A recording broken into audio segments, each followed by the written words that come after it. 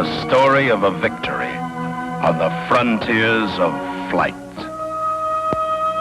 It begins with a blueprint from which an airplane grew.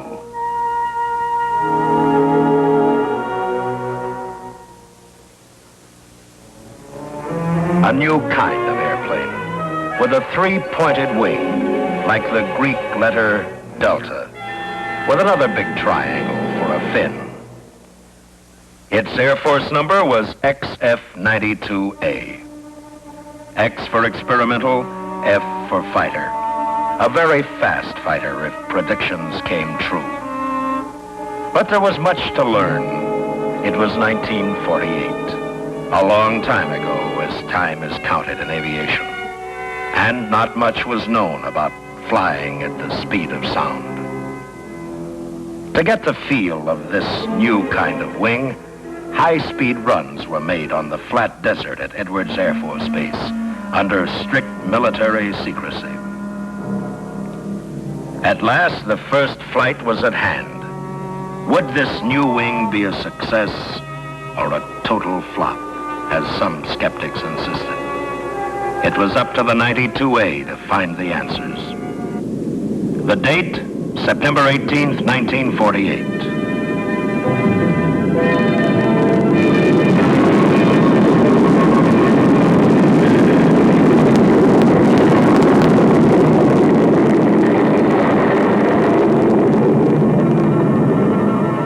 The world's first Delta was in the air. That first successful flight was only the beginning. For nearly 5 years, test pilots put her through her paces, including downhill flight at the speed of sound. As with every test program, there were discouragements as well as successes. But out of it all came the conclusion the Delta wing would have many advantages at the speed of sound and beyond. And so to the world of flight had come a new shape, the Delta wing. A shape that was soon to appear on a whole new breed of high-spirited aircraft.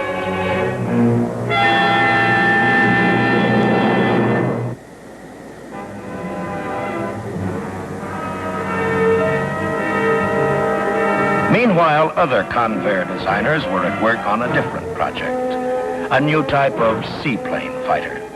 And then because of the success of the XF-92A, the Delta wing was applied to a seaplane.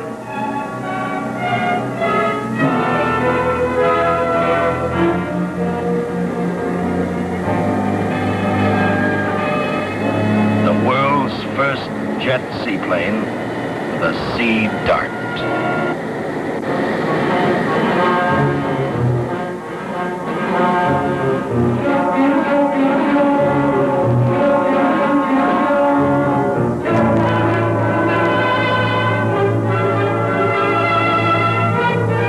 Here in slow motion, the art of her design shows clearly.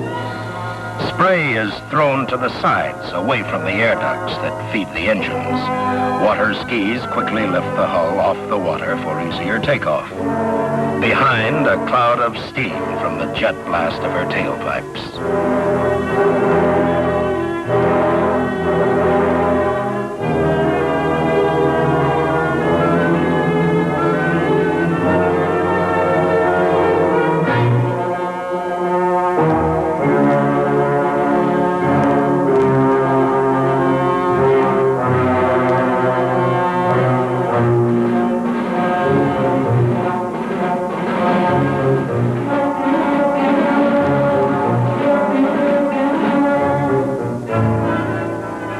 Once in the air, the Sea Dart skis are tucked up into her hull, and her kinship with the XF-92A is obvious.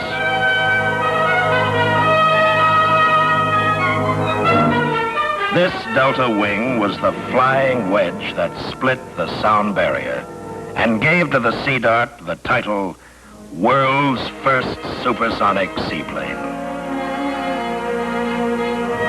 With her Delta wing, landings are made at relatively low speed and as gracefully as a water bird.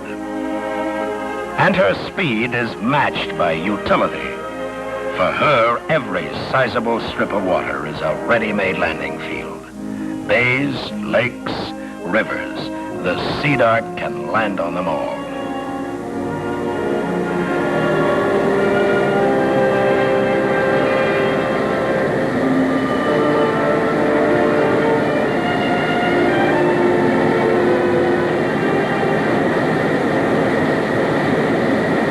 Thus, the Delta Wing advanced the cause of air power by sea.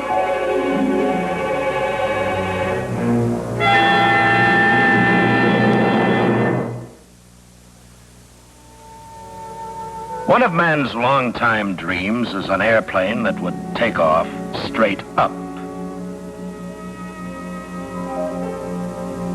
Now it seemed possible, with an engine that could pull a plane up by its bootstraps and the Delta Wing. When the plane was built, its first tests were made in this huge building at Moffett Field, California.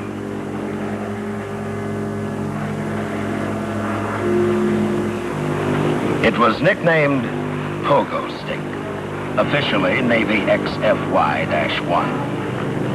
No plane had ever flown like this before, so a test harness was invented. The plane was actually flying inside the building, but should anything go wrong, strong cables would prevent disaster.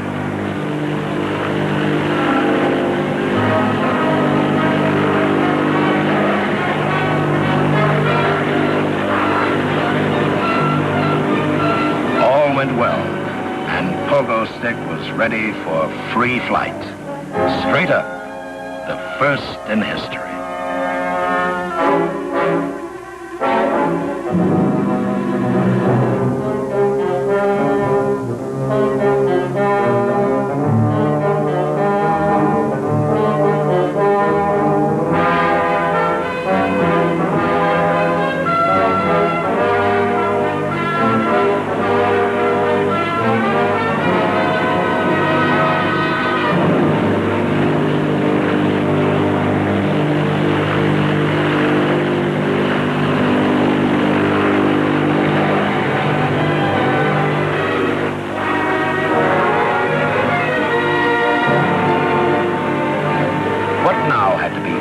Was, can Pogo smoothly shift over to straight and level flight once in the air?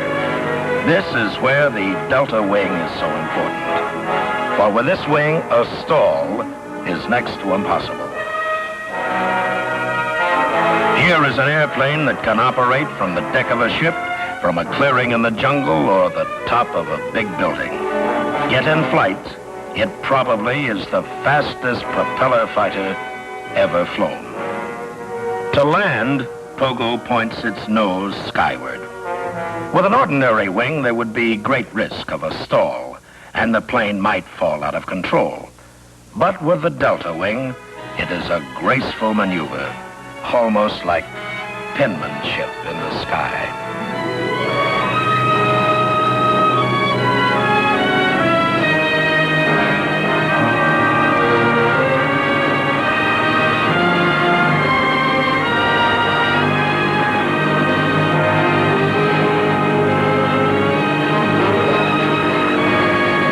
This is why Pogo is called the plane that can land on a dime.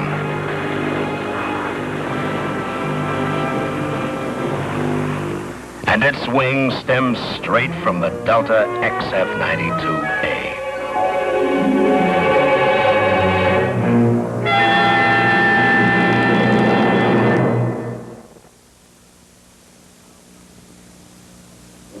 Now comes the airplane in which the Delta heritage runs strongest of all. Blooded offspring of the XF-92A, U.S. Air Force F-102.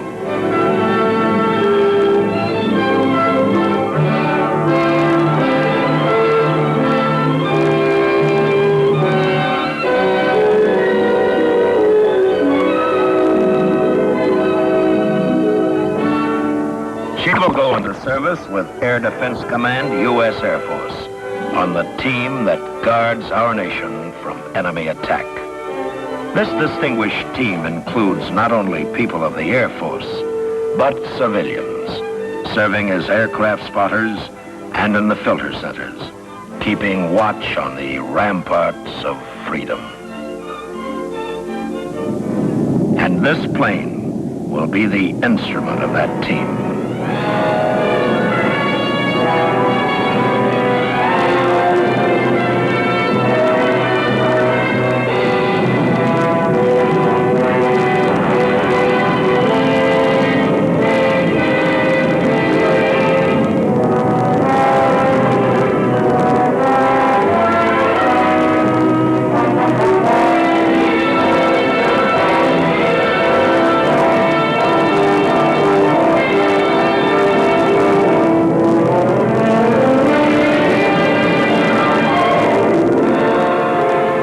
Destiny? A killer.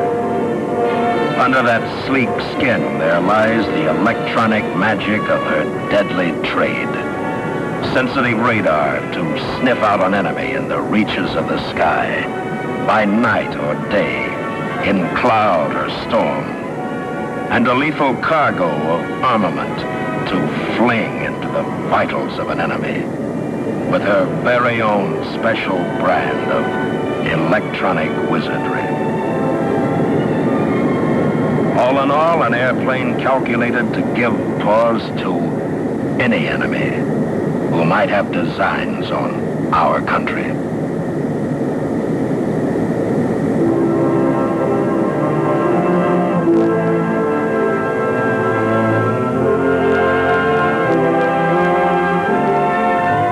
Thus, the progress in Delta Wings to date. It has come from many hands and brains. In the U.S. Air Force, U.S. Navy, National Advisory Committee on Aeronautics, and Convair, designer and builder of the planes. It is progress that will continue into the challenges that lie beyond tomorrow.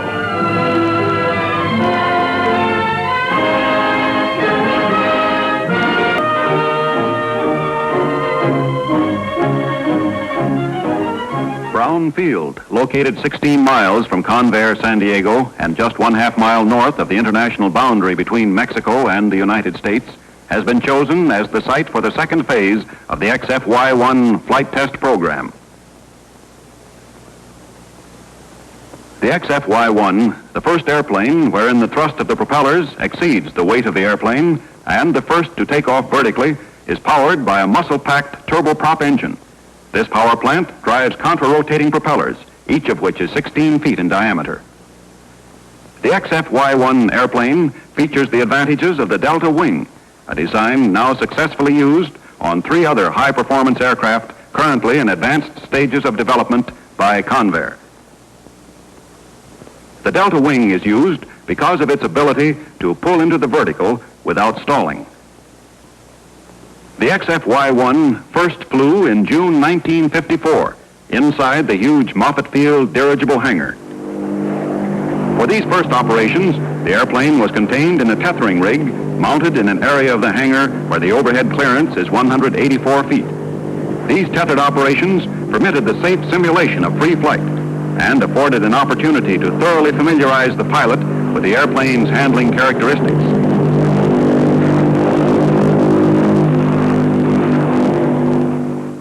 Here's pilot Skeets Coleman with project engineer Burr Carroll.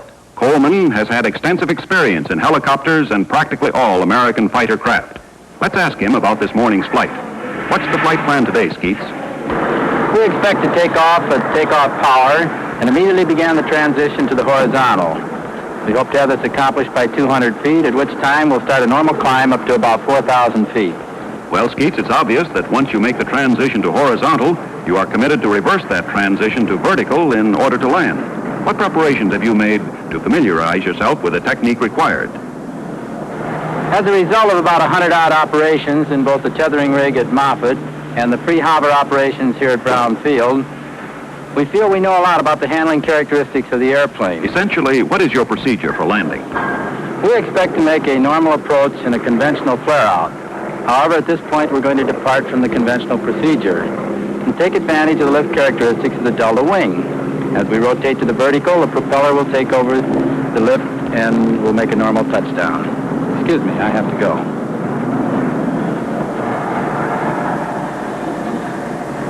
The pilot's seat is adjustable through a 45-degree arc, enabling the pilot to fly vertically in a nearly upright position. No warm-up is required of the turboprop engine, which enables the airplane to take off as soon as the turbine is brought up to speed. The absence of warm-up is obviously a tremendous advantage to tactical operations. Visualize this takeoff in terms of squadrons in a ground support operation close behind attacking troops. No landing strip required, no warm-up necessary, no extensive base facilities, and nearly immediate contact with the enemy.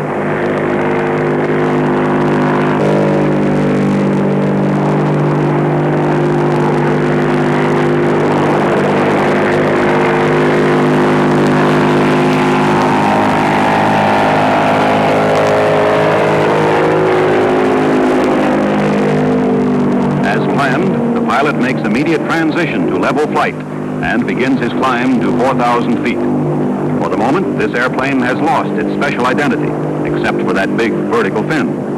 It is just another good close support fighter with excellent flight characteristics.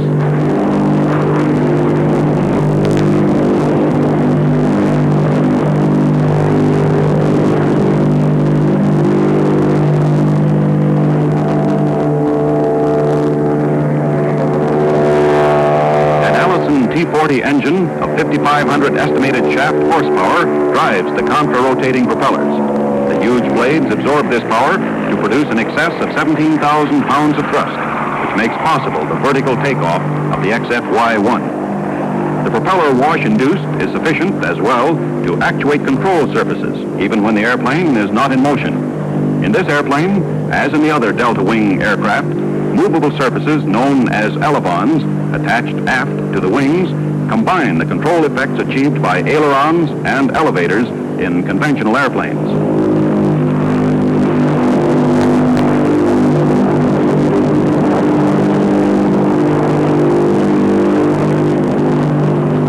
Although the pilot has never flown the airplane in horizontal flight, complete mastery is evident from the moment he is airborne. Control of the airplane in both vertical and horizontal attitudes is naturally and reliably achieved.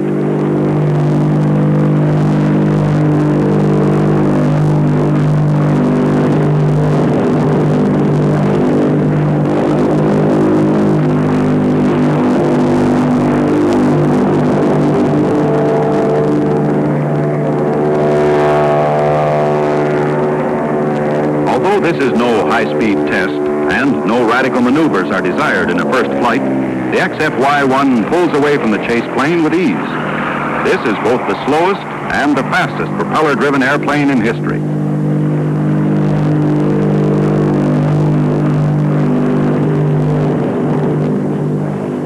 In horizontal flight, the safety of this airplane, with its radical design concept, is exactly the same as a conventional propeller-driven airplane. The important difference is in the takeoff and landing runs. These runs are the slowest in the world, and the pilot can be safely ejected at any altitude over 100 feet. Compare this with fast takeoff and hot landing jet aircraft, requiring runways 8,500 feet long.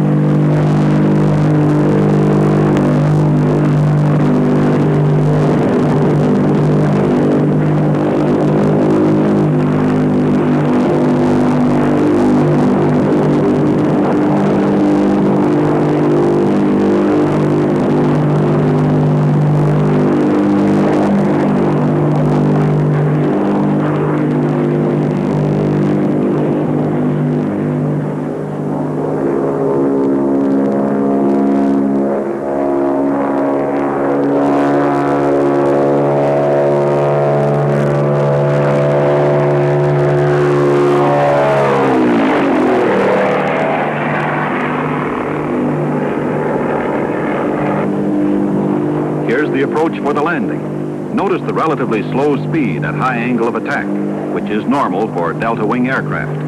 A conventional airplane would flare out at this point and cut power, but the XFY-1 noses up and with the application of power literally and actually hangs on its props.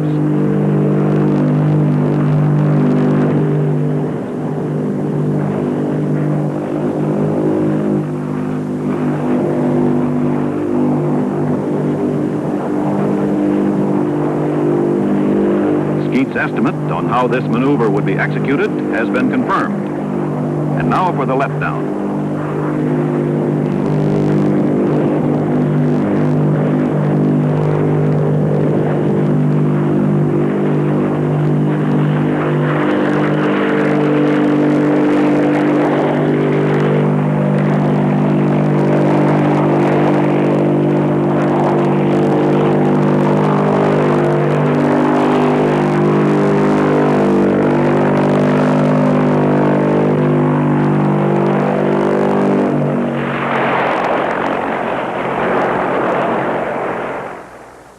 Flight operation completed. The practical application of this new and radical flight concept, witnessed today in the Convair XFY-1, brings closer to implementation the ideal of tactical air assault without the necessity for elaborate fixed bases. Convair and the United States Navy have begun a new chapter in the history of aviation.